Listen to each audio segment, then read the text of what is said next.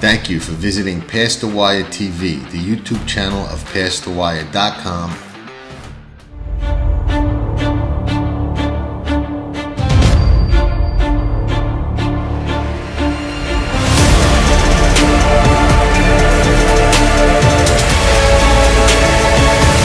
Give it about 5 seconds, John, and then go.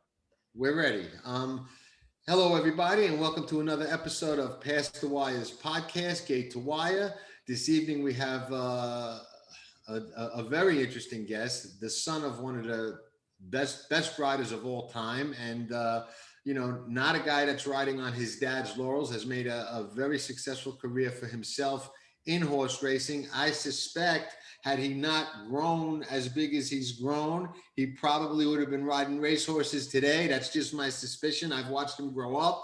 I know his family very well, dear people, but we welcome Joe Santos, Jose Santos' son. Thank you so much for coming on. Oh, thanks for having me, guys. I appreciate it. You know, before we get started, there's two things I want to say about your dad. Obviously, we all know he was a great rider, and there were so many great rides we could talk about that he was involved in, be it Breeders' Cup, Kentucky Derby, just so many. Manila comes to mind off the top of my head, and there are just so many. But there were two things that a lot of people don't realize about your dad, especially people today. One is, and I don't even know if you know this, but one of the things that when your dad was on top, okay, and there were many years your dad was ruling the roost, you know what I mean? He was one of the top riders in the country. He was always known amongst everybody on the racetrack and all the other riders to help people out, you know? For sure. I remember one day, a friend of mine, Ruben, who was an exercise rider, coming all dressed up at Saratoga looking spiffy.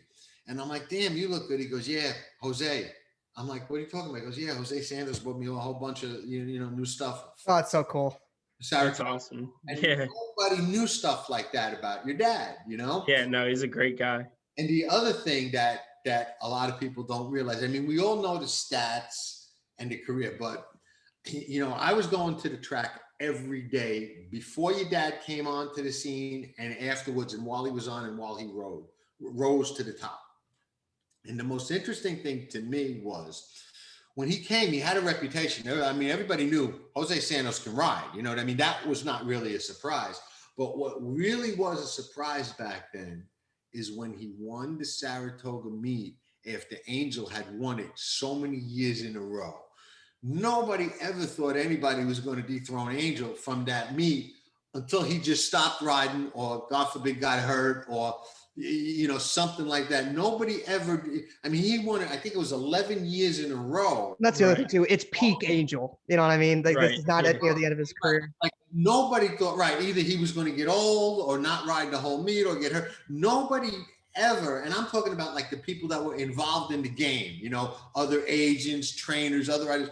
Nobody thought anybody was going to come in and was going to win that title. And your dad was the guy that did that, and For sure.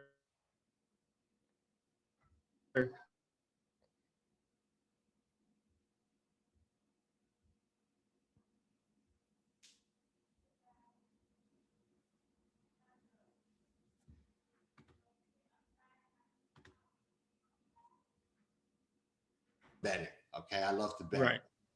And back then, okay, one of the things that wasn't popular that's popular today is the European horses coming here for the first time. Okay. Right. And an angle that my brother John and I, who John, we used to love is when Christophe Clement used to get these European horses that nobody used to follow back then. You know what I mean? It wasn't like today when a Euro ship's here, everybody's like looking at them, Back then they were kind of like under the radar. And Christophe would get these European horses and put your dad on them, and first time in the country, and they'd win by 5, 8, just going away. And I remember the hardest thing your dad used to have to do was to slow them down, because they'd be so full of run out of the gate, and you could see your dad was just holding and waiting and rocking, and then he would just give them their head, and they would just let him fly.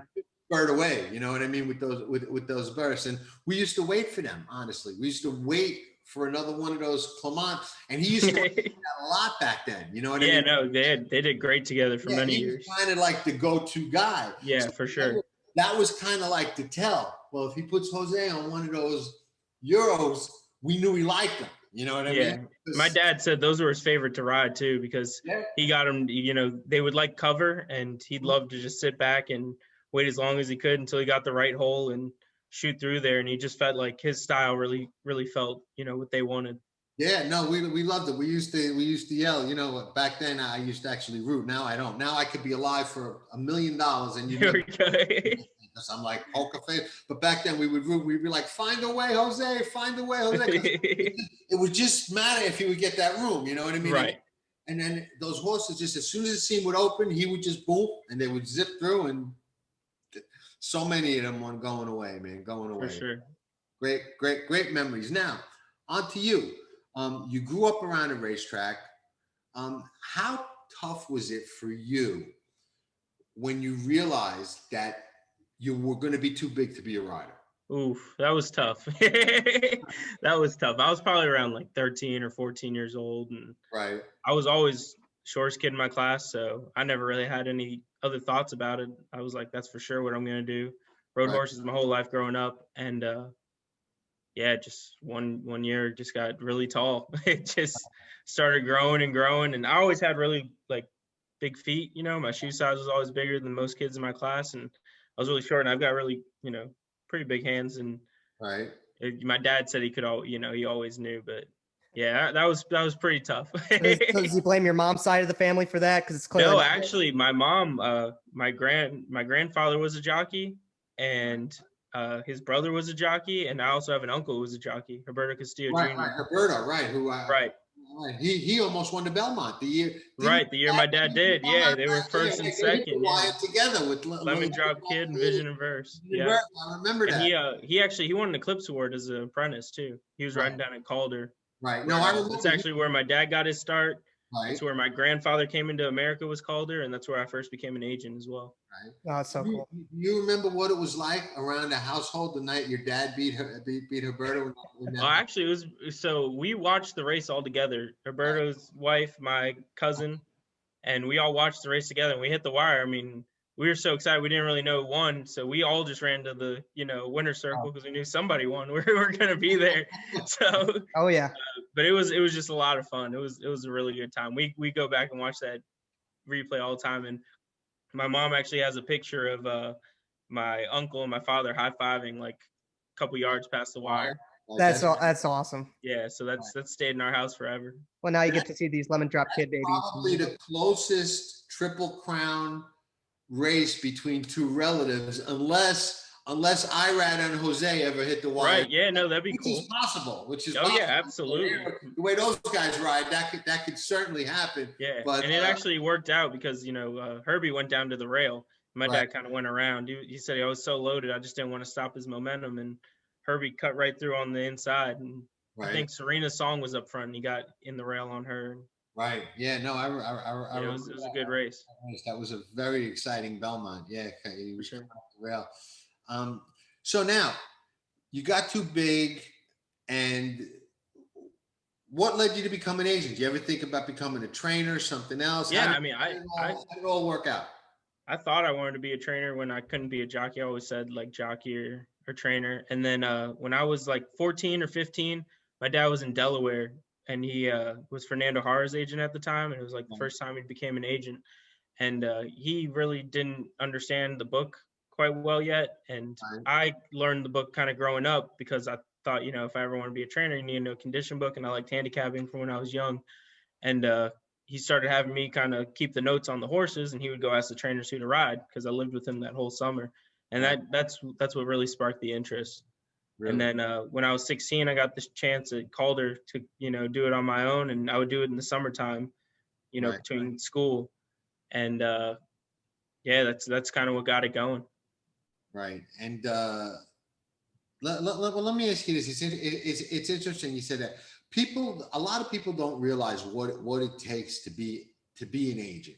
Okay. Right. And correct me where I'm wrong. And believe it or not, I was actually an agent at NYRA for about 6 months. Didn't last. Didn't know what I was doing. I was a kid. Right. And I just thought, yeah, I could be an agent. I want to be an agent. I want to do. Right. Something. I'm surprised I lasted 6 months, to tell you the Well, truth. it's a hustle. I mean, it's Oh yeah. Very hard. It was very, very hard, and it just wasn't for me. But what I do remember is the days were grueling because I would go to the barn 5:30, 6 o'clock in the morning. I'd be there till like scratch time, 10:30, 11 o'clock, or whatever it was back then. Then I'd have to go all the way back home to Brooklyn, take a shower, and go back to the races and be at the races all day and do the same thing again every day. So it was like you never had a minute to breathe. Is it still that hectic, the schedule? I think now it's probably evolved into something a little bit different than what it was back then, from what I hear from other agents who've been working, at it Right. a while. And a day for me, I'm usually at whatever racetrack I'm at the time. So like if I'm at Churchill, I'm gonna go out to Churchill. If I'm in Louisville, if I'm in Texas right now with David, then I'll be at the track on the backside over there. And I also myself live in Arkansas. That's Right. where I like to base out of all year. So I'm usually doing like 1 week at each place. But a lot of what I do is done on the phone, texting and calling people. Right. I'm always on the computer. I watch races from the computer. When I get to go out to the racetrack, I'm in a city where the racing's going on. I always go to the racetrack because I love the races. So oh yeah. it's easy for me to do. But just a lot of what I'm doing right now is definitely based off the computer and calling people and texting. So It's evolved into that. Right. See, back then, we didn't have I that. think Matt Musiker and Steve Rushing are probably the ones, from what I hear, who kind of got that going at first, and they do a phenomenal job. I mean, if I could get anywhere close to what they're doing, yeah. that'd be great. How far in advance, Joe, are you trying to book them out for your jockey, or is it like different from jurisdiction to jurisdiction? Yeah, each place is kind of different. You got your main clients that you know where they're going, and then some places, I guess they enter further out. So like in Texas, you enter a week out, so it's kind of a couple days leading up to the race. Whereas in Kentucky or in Arkansas, and especially like for the bigger races, like the maiden special weight and allowance races, you're trying to get calls a week out, 2 weeks out. Get a call and work them up to the race. Yeah, no, I was always curious about that because to John's point, like if you had to go to the last minute, like that'd be nerve wracking. Oh yeah, no, for sure. I'm sure you get some of those situations. Like that, sometimes it comes together during the day as it goes on, but you always have a game plan of kind of how you think it's going to come out. I wrote an article about this, and I don't know if I was right. It was always kind of what I thought was an unwritten rule around the racetrack. Okay, and you could probably clarify it because I just kind of like assumed it. And I remember a couple of years ago I was writing about jockeys taking different calls in the Derby, and I forget who the rider was or who the horse was, but there was a rider who rode pretty regularly for a barn, but they were going to ride a different horse in the Derby, and everybody was saying no, they're not going to ride that horse because they ride for that barn. And the theme of my column was, listen, that kind of applies all year long. There's some kind of allegiance, but for the Derby, I always thought it's kind of understood that even if you ride for me all the time, if I got a horse in the Derby, but you got a shot to ride a better horse, I'm kind of not going to hold that against you. I'm going to say, hey, Joe, it's the Derby, right? Ride who you think you got the best shot with. Is that correct? Or even in a race like the Derby, do they expect you to stay loyal to them? Well, I don't have that experience, so I'd kind of be assuming like you, but just knowing some of the players that would be involved in something like that, I'd probably say that the Derby holds something sacred, and everybody wants to win a Derby, and you'd like to think that wouldn't be relationship damaging. But there's definitely lines you got to walk. People offer you a lot of winners, and you got to stay loyal to people who help you out for sure. Let me ask you a related question to that, Joe. So like in the situations where you have a jockey that you kind of have the pick of a big race, right? You just, for whatever reason, he's the top. Are you handicapping that race to try to put him on the right horse? Yeah, how often are you doing that? And like, what does that look like? I try to handicap every race, just, have an idea of who's going to be in what, whether it's for me trying to get, the top mount, or it's me seeing a place where a certain rider's ridden both horses and they're going into the same race, and that's an opportunity, as well as, trainers asking me what I think a race is going to look like. I've tried to have a reputation of knowing what's going on in each race, and I think that's something that people have definitely, and especially in recent years as I've gotten older, seem to think of me. So I'm always trying to, get as much information as possible. Absolutely. Right. It's kind of your job. If I'm a trainer, it's kind of your job. If I say, "Hey Joe, do you know who's going in? You know, Right. non-winner or two, or that 25,000 on the turf on it's in the book on Sunday." You kind of need to know who's going in For there. sure. Absolutely. And like I said, for multiple different reasons, for my own knowledge and as well as somebody who could be asking me and, that could lead to potentially more business.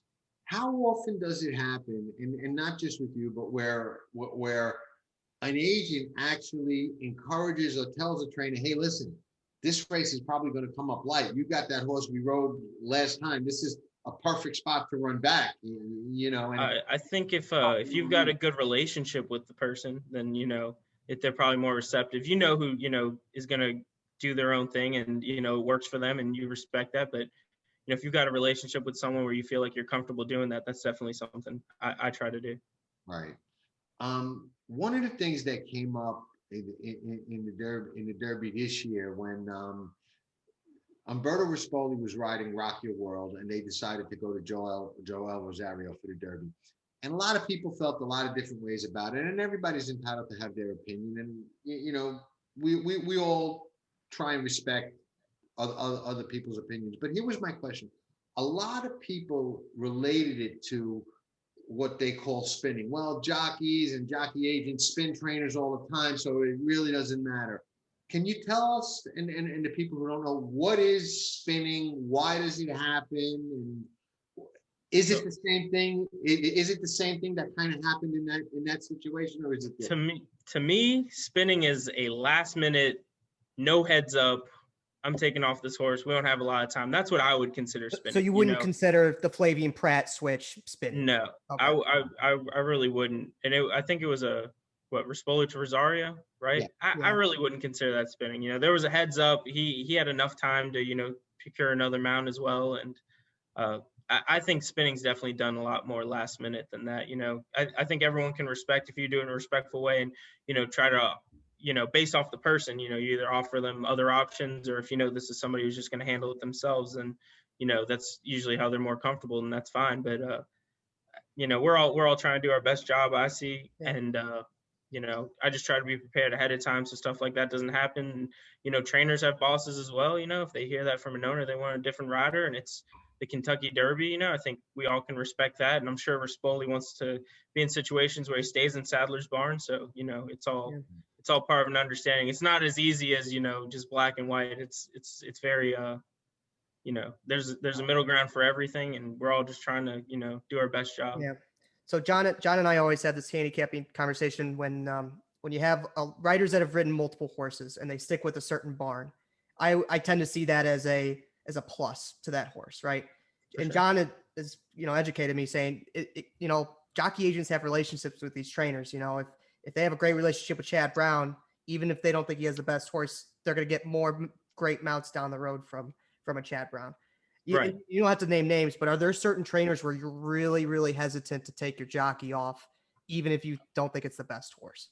I mean, like in a situation, I represent Miguel, for instance, over at Churchill Downs. I would never take Miguel off an Al Stall horse, unless Al told me that he was like, I don't, it doesn't bother me that much, but I would try to stay in every situation, because that's someone who, well before I've had Miguel's book, and while I have Miguel's book, and if there's ever situations where someone else represents Miguel, Al Stall is going to be loyal to him.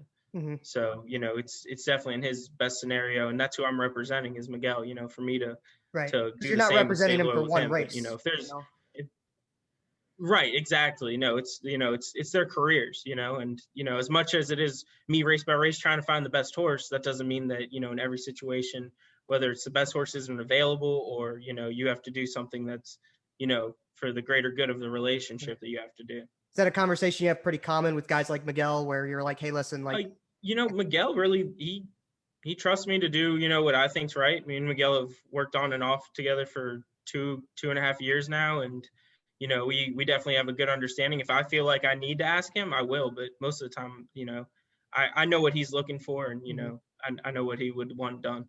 Okay. Right now, and a lot of times, a lot of people read into, well, we'll use Miguel as an example. Miguel rode this horse and this horse last time out, and he's sticking with this horse. a lot of times, correct me if I'm wrong, Joe, but a lot of times it's maybe not be that he's sticking with those. Maybe he gave the call to that horse first, and this other horse didn't decide until the last minute that, hey, I'm going to go in that race too. And you tell him, well, I already gave the call Right. to this trainer. I can't ride him back. When you might actually, if given the choice on a level field, might have ridden the other horse, but right. kind You of know, and a lot of times you can get free in certain situations, but sometimes, it's just not possible. And, right. You could have checked on the race, and during the time when you asked, it was a no. And, you take another call, and then so happens, as they get closer to the race, hey, the horse is ready to run, we're going to go in this race. And, people are generally understanding of that all as well. Something my dad taught me, he just told me, stay honest and tell people the truth. And they might be mad at you for a day or two, but you'll never ruin a relationship like that. So that's just kind of the way I try to operate it. So talk us through, Joe, like the salesmanship you have to go through to get in like a new barn. So it could be different for like a guy like Miguel who's well established, and maybe versus an apprentice that you just acquire. Like right.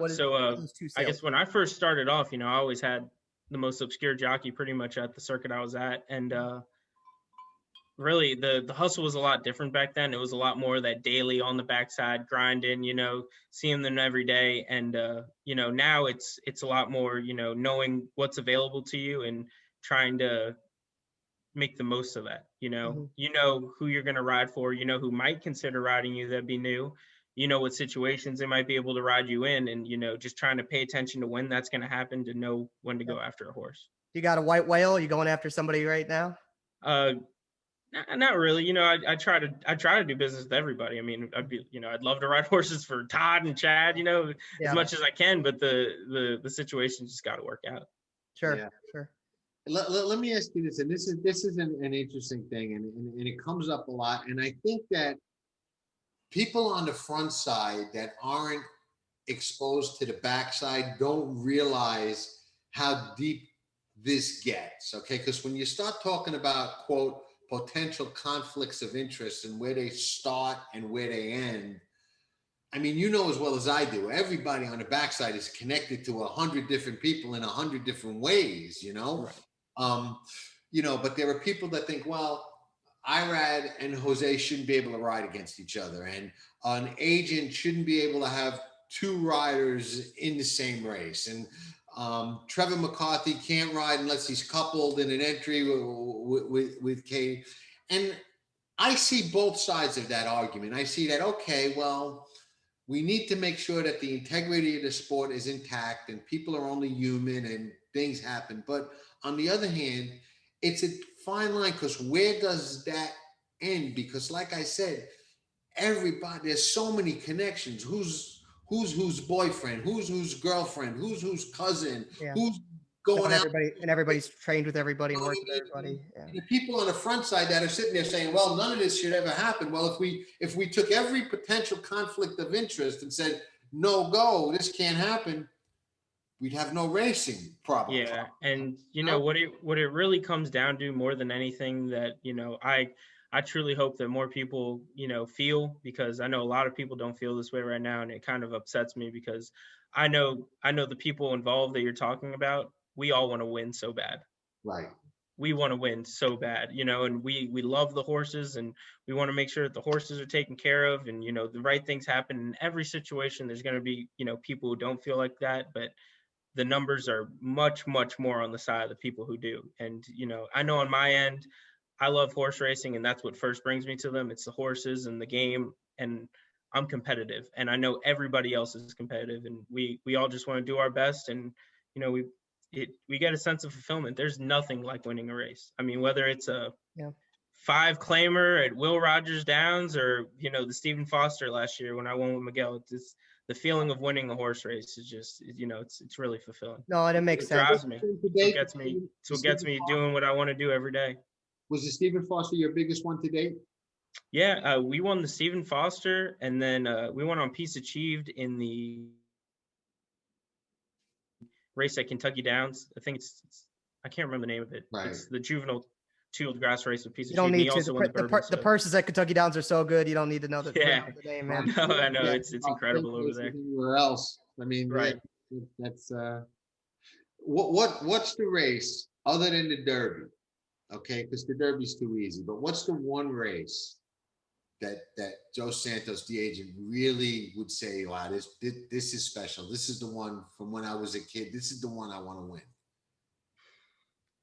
There's a lot of those. What we got to do is we got to find like the one big race your dad didn't win, and there's a lot of those. Yeah, I mean that'd be we got cool. we got to go like Googling and try to find. Yeah, something. it's gonna be tough to find it. Yeah, I know. Yeah, I don't know which one. Yeah, I'm trying to think. He won. I mean, maybe an obscure Breeders' Cup race that he didn't win. Yeah, maybe. Yeah, he didn't. He didn't ride a lot of the Breeders' Cups. I guess the original races. I know he won 7, but I don't think he won all 7. I don't think he ever won a sprint. He never won the. Did he ever win the Met? He did the Met Mile. Yeah, twice. Yeah, that's right. Twice. What was that horse's name? Criminal Type. He won it on. Right. That's right. Yeah. And I believe he won it on Gulch. I know he rode Gulch a lot. Yeah. Yeah, I think it's possible he won it on Gulch, but definitely on Criminal Type. Yeah. Your dad rode for everybody. I remember, and your dad's agent, I know, was Frank Sanabria for a while. Yeah, he got Frank Sanabria when he went to New York. Right. He was riding in Florida for like a year, and John Paracella brought him up to New York to ride a stakes, and Frank Sanabria and Angel Cordero actually had recently split up, and he asked my dad if he would work with him over there, and that was it. Has Frank or any of the old timers given you advice on getting into the jockey? Yeah, Frank Sanabria was actually an agent when I was an agent at Calder when I was 16. You were going against him? Yeah, he was with Julio Rios, and he definitely helped me out a lot. There's another guy down there who helped me out a bit, like Gil Grail. You know Gil at all? He would help me out a bunch. Manny, who's got Edgar Zayas, he helped me out a bunch starting out. Nelson Arroyo's helped me out a bunch. Ruben Munoz, who's got Ricardo. We're on the same circuit now, and he's always helped me out. Jim Mauricio's always been helpful. Anytime I've ever reached out to Ron Anderson, there's no one really who's ever made me feel like they're trying to push me out or something like that. Everyone's always been really helpful, and I've definitely realized I'm lucky where they've known me my whole life, and it's funny because most of the jockeys we interviewed have kind of said the same thing about the jockey room, where it's like it is kind of a little fraternity until you get out on the track, and I guess it would make sense that jockey agents are similar. Yeah, I'd like to. Nobody wants to see anybody do bad. I'd like to think at least if anybody ever hits me up, they can hit me up, and I'll try to offer whatever advice I can, and lead them in whatever right direction I think's correct, and hopefully it works out. Now here's an interesting tidbit. Okay, I used to tease Frank Sanabria back in the day, and if you remember when he was an agent, all right, he was probably the best dressed agent that there was. Oh yeah, he was always sharp, man. Had the right sharpest suits. I mean, he was just the GQ of agents back then. And I used to tease him all the time because he's a fun guy. You can really tease Frank. Oh yeah. Well, it's not exactly cold at Calder, man. So if he's dressing like that, I'll sound This was at Niagara when this would happen. And I would tease him. I would be like, Frank, you're like the worst agent ever. And he'd be like, what are you talking about? I'm like, come on, man. I'm like, you had Angel Cordero and Jose Santos. All right. I could get them top men. I mean, they call you. You don't have to call anybody. You know what I mean? I mean, come on, man. I said, please, you're not a good agent. You know it is weird because sports agents. But here's my question, because it's interesting. All right. If you're an agent and you have a rider that nobody knows, that's just come from somewhere else, or is an apprentice, or just doesn't have a reputation, but as their agent they could ride, or you wouldn't take it. All right. That's a very tough job. Okay. For sure. But it's also very tough. Like when I would say that to Frank, I would be teasing him, but that when you have the top guy, it's correct me if it's just as tough, just in a different way. So absolutely. Can you tell us a little bit about what's tough about having a guy who doesn't have a name, and then what makes it so tough about having the top gun and keeping them in the top spot? Right. I've had a lot of guys who weren't necessarily the top name, especially starting out, and toughest thing just getting mounts, really, because you don't want to just ride anything, because you're not going to show any of your riders' talents if you're just riding a bunch of bad horses. So you're really kind of waiting for things to slip through the cracks, and be in the right spots. And, it's a lot more of that every day, being in everyone's face, and hoping that the right situation could shake out. And it would, it definitely did. It took a lot of time and a lot of work and a lot of patience, but it definitely started shaking out. And, if it didn't, I wouldn't have been able to have the riders I have now. Yeah. I would say the guy who I've, like, for instance, when I have David Cabrera and we're at Remington Park or, currently at Lone Star, a lot of people want David. So, it's tougher on my end because I have to know every single horse going in all the races.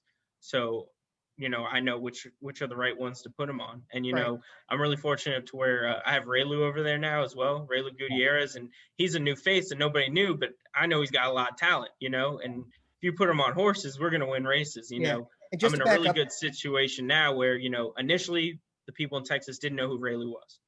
Right. Now it's like, okay, we want Raylu on horses too. Is Raylu open in this race? And, there's been times where, David has to ride some of Raylu's horses because Raylu wants to. And, Raylu has 2 horses in the race. And there's been times where David's got 2 and Raylu can pick up the mount and, he can show what he can do on him. So that's currently a really good situation I'm in over there. And, yeah. And to back up, Joe, how many riders do you have right now? Currently I'm at 4. 4? Okay. Yeah. And I've got Miguel in Kentucky. I've got Freddie Manrique over in Oklahoma. He's coming down to Texas soon though. Mhm. And then I've got David and Raylu down there. And I know John alluded to this earlier. So you're obviously trying to grow and eventually have basically your own practice where you manage other. Yeah, no, that would be the ultimate goal. That's very, very far away. Sure. That's, I got to do all the stuff that makes it into that one day, and that'll include expanding, which I'm looking at doing, currently even. Yeah. And, just trying to make it to one day, like you say, it's an agency and, I don't want to be Sure. sitting on a computer for 12 hours every day the rest of my life. So, well, I just like to get it headed that direction to where, I can kind of be the man even further behind the scenes and, and this start might be something new. And this might be a dumb question, Joe, because obviously you believe in it and this is kind of your vision. Do you think there's too many jockeys that you could represent? Like, because 4's a lot. 4's a lot. There's not a lot of agents that have that. I've been up to 6, so 4 is actually pretty tame for right now. No, and like I said, we're looking at expanding right now. No, but fair enough. But I guess my question is, do you think it's sustainable to grow and represent that many riders? Because to your point, you're having to handicap multiple jurisdictions, and you're going to have a few guys that are kind of at that intermediate level. You're going to have guys at the top like you do now. Right. You think that is a challenge? It's a challenge that I think I'm willing to take on. At the age I'm at right now, it's what I want to do. I've got no issue putting in whatever hours it is, and I'd rather do it right now, and that's my plan. Okay. Right. So you're well, to say one of your visions of going forward is to develop the jockey agent business into being an actual agency of representation, kind of like a sports agency where absolutely a bunch of riders. That's really salute. Yeah. I like and it. I've had a couple cool scenarios where trainers are catching on to. I've got a lot of riders, and I try to have talented riders. I believe they're all talented. Right. And they'll call me and say, for instance, I got a stake race in Iowa or in Canterbury.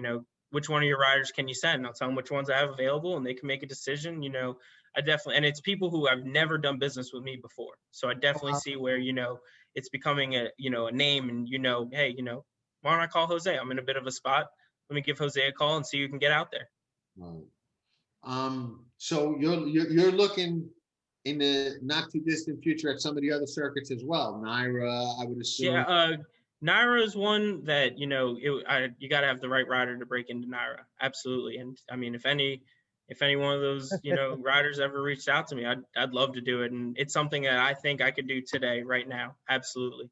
Right. But I'm definitely looking to some other circuits that I think within the next month or two, it'll be official and, I've broken into, and I think it'll be successful.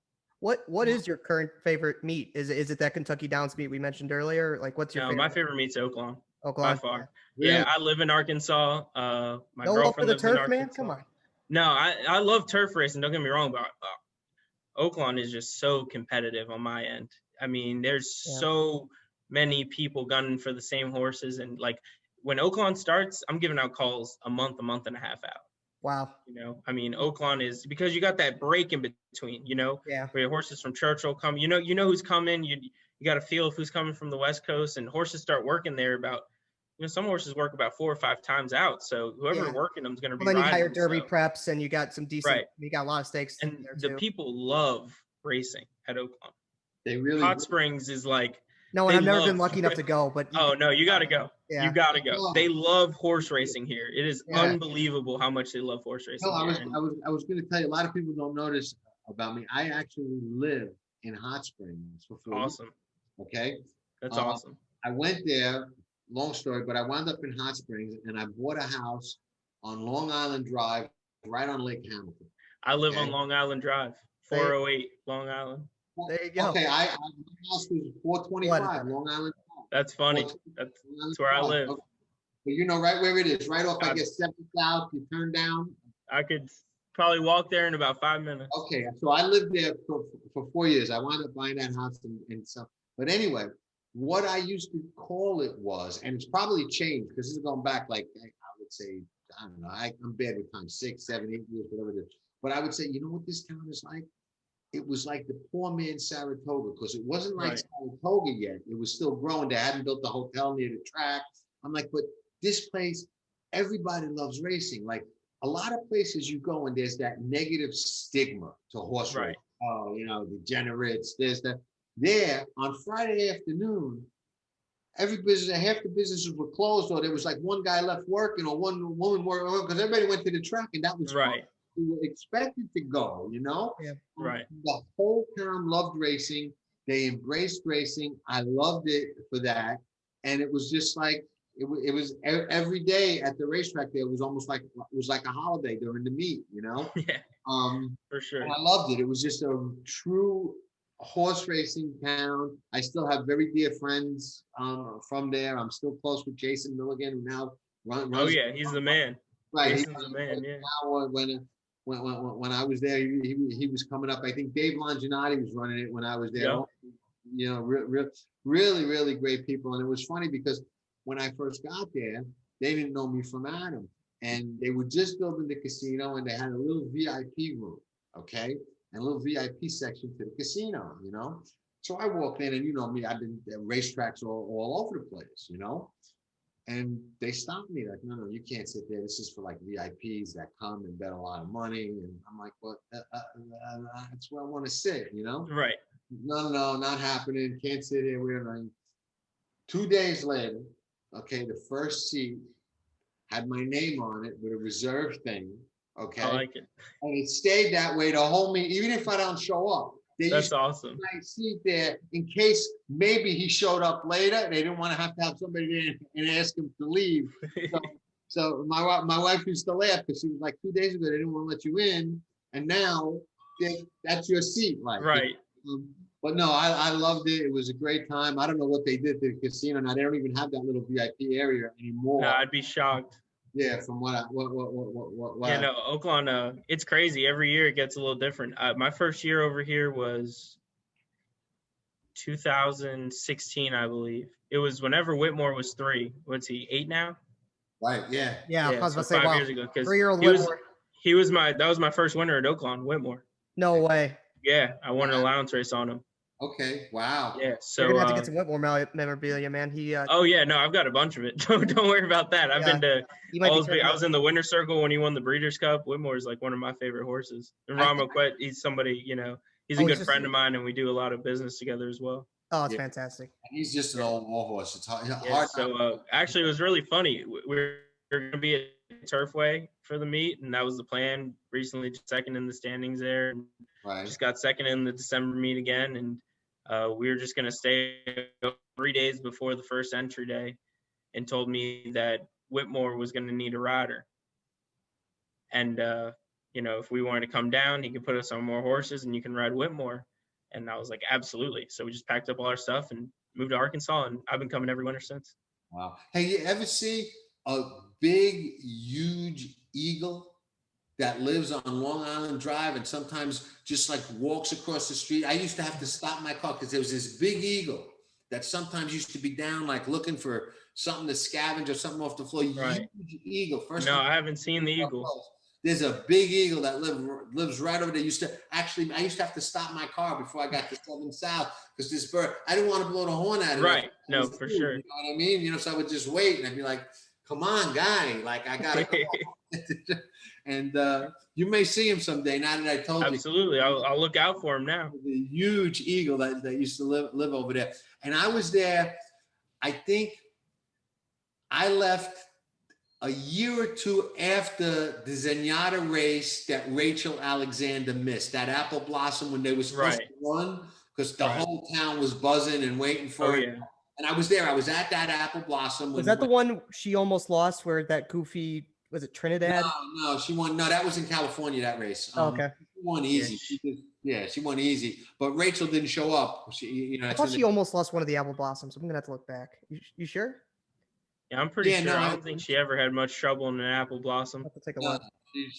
She won those two easy. And I always argued, people always said, and I'd be curious to your take on this, Joe, because you're a handicapper and an agent. Used to be years ago, and when Chad Brown was on the show, I asked him the same thing, and it's kind of an interesting thing. Spotting your horses, okay, was an art for a trainer.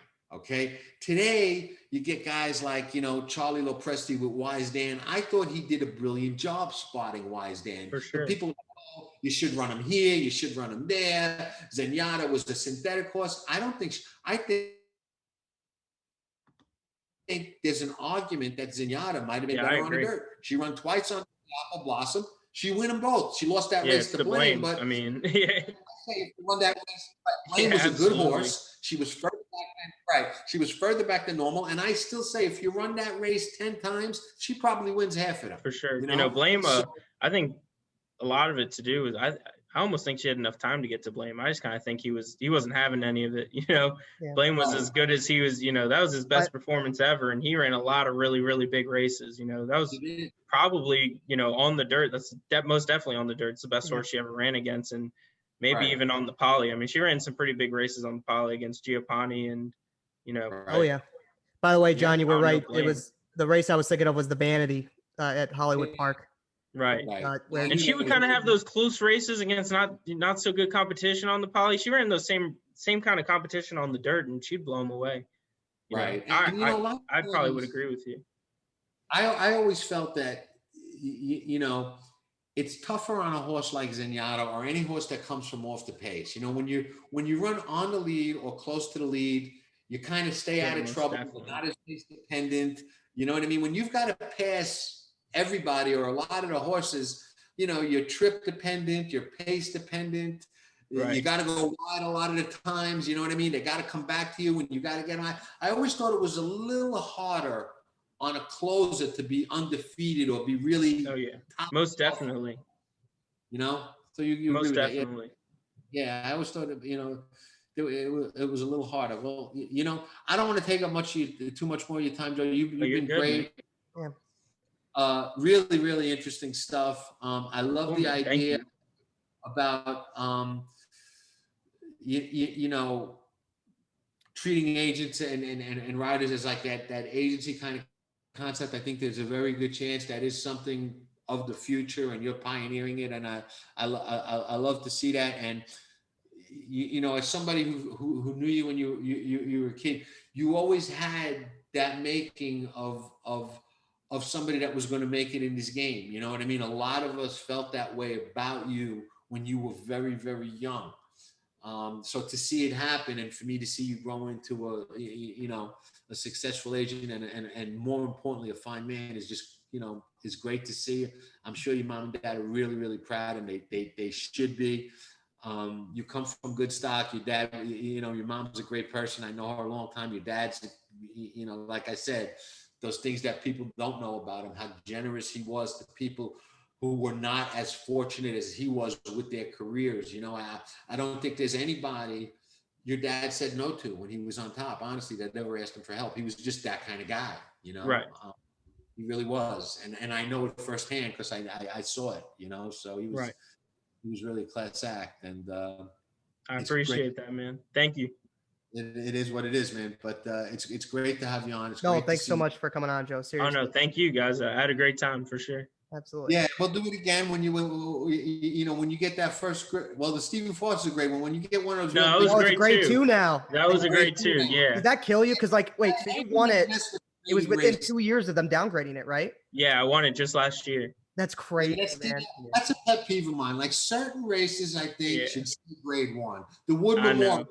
I know no Derby winners win the Wood Memorial anymore. To me, the Wood Memorial is still a grade 1. Maybe because I'm from certain races, I think they should get that grade 1 status, and that's it. It's like for life. You know what I mean? Yeah. No, I know it. It was but I'll get one. You will. We're tracing it. We're chasing it. I never thought about that, but you're right. They literally downgraded it maybe 2 years before last year. I can't remember the exact year, but you're gonna get more than one, my man. Oh, that's the goal. That's the goal. We won a whole bunch of them. Right, a lot more than one. First Breeders' Cup, you're gonna sign, and we're gonna put it on. There we go. Yeah, absolutely. I thought I was getting my first one last year. Honestly, I had that Empire Gold in there that Declan Carroll rode, and man, when he turned for home, I thought we were home. I started going pretty crazy, and I was out front in the grandstand by the wire watching the race, and he goes, I could see someone ran by him, and I couldn't see who it was, so I was disappointed for like 5 strides, and then Whitmore comes running by me, and I went nuts. So it was a cool race. It's definitely one I'm not gonna ever forget. Yeah. Well, all the best, man. We're always rooting for you. Thank you so much for your time, Joe.